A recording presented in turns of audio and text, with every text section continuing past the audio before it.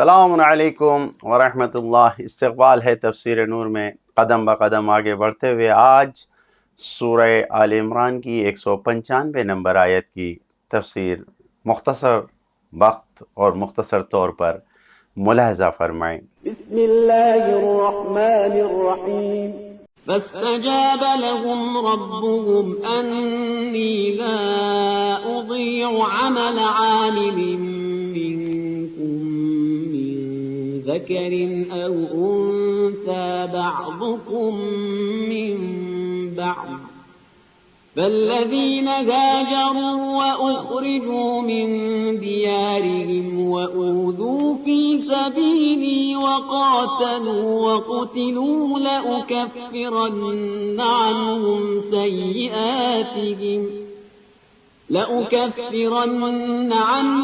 سيئاتهم ولأدخلنهم جنات تجري من تحتها الأنهار ثوابا من عند الله والله عنده حسن الثواب۔ ارشاد پروردگار عالم ہے، پس خدا نے ان کی دعا کو قبول کیا کہ میں تم میں سے کسی بھی عمل کرنے والے کے عمل کو ضائع نہیں کروں گا، چاہے وہ مرد ہو یا عورت، تم میں سے بعض سے ہیں۔ پس جن لوگوں نے ہجرت کی اور اپنے وطن سے نکالے گئے اور میری راہ میں ستائے گئے اور انہوں نے جہاد کیا اور قتل ہو گئے، تو میں ان کی برائیوں کی پردہ پوشی کروں گا اور انہیں ان جنتوں میں داخل کروں گا جن کے نیچے نہریں جاری ہوں گی۔ یہ خدا کی طرف سے ثواب ہے اور اس کے پاس بہترین ثواب ہے۔ یہ آیت کا ترجمہ آپ نے ملاحظہ فرمایا۔ اس آیت میں بہت پیغامات ہیں، کچھ پیغام آج اور کچھ آئندہ آپ کی خدمت میں عرض کروں گا۔ ملاحظہ فرمائیں، پہلا پیغام یہی ہے، دل سے دعا کا نکلنا، یعنی انسان دل سے دعا کرے اپنے پروردگار کی بارگاہ میں۔ دل سے دعا کا نکلنا یعنی اللہ کی بارگاہ میں قبول ہونا ہے، پروردگار یقیناً قبول فرمائے گا۔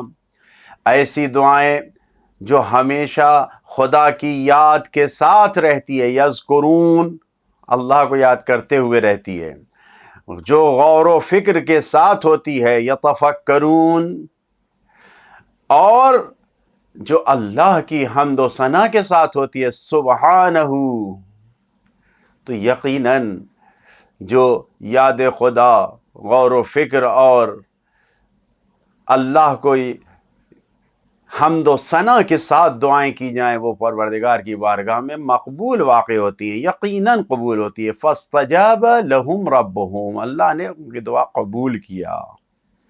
دوسرا پیغام، جو بھی صاحبان فکر ہیں، اہل ذکر ہیں، یعنی اہل ذکر و فکر، ان کی دعائیں بہت جلدی قبول ہوتی ہے، وہ سریع العجابہ ہیں، یعنی بہت جلدی ان کی دعائیں قبول ہوتی ہیں۔ فاستجاب۔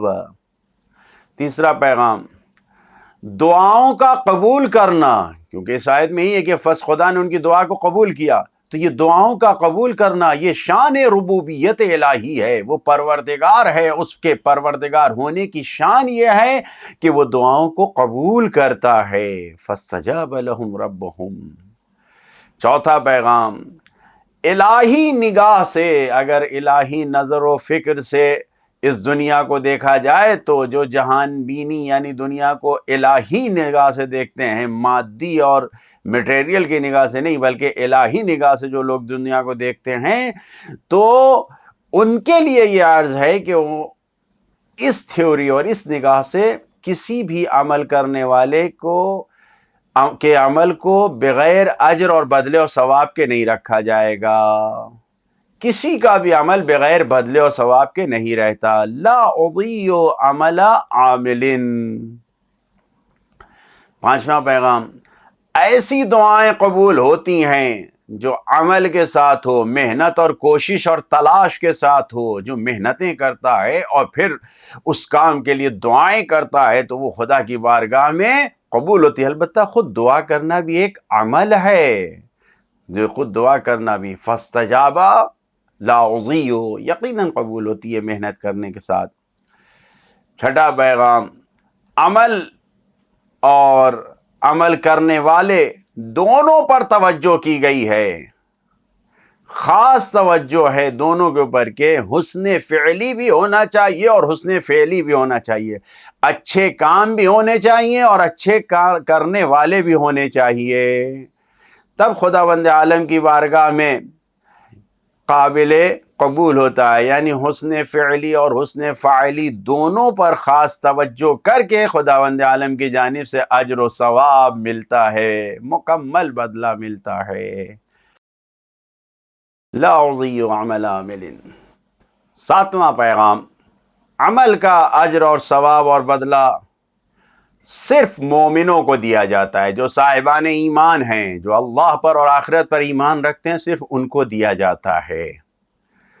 اور جو کفار ہیں، کیونکہ ان کے کفار کے عمل تو سب نابود ہیں، سب برباد ہیں، سب ہبط ہو جاتے ہیں، ان کا کوئی اجر و ثواب نہیں ہے، صاحبان ایمان کو اجر و ثواب دیا جاتا ہے۔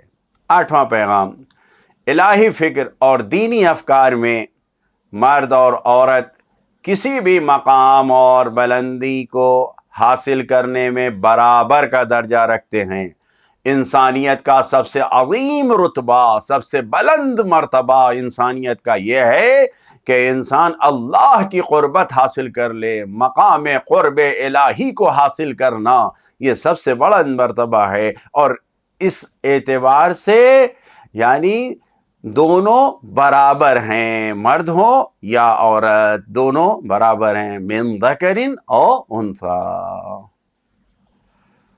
نواں پیغام، مرد ہونے کی حیثیت سے عورت کی حیثیت سے بلند و برتر نہیں ہے، برابر ہیں دونوں، جنس دونوں کی برابر ہے، من ذکر و انثی بعضکم من بعض۔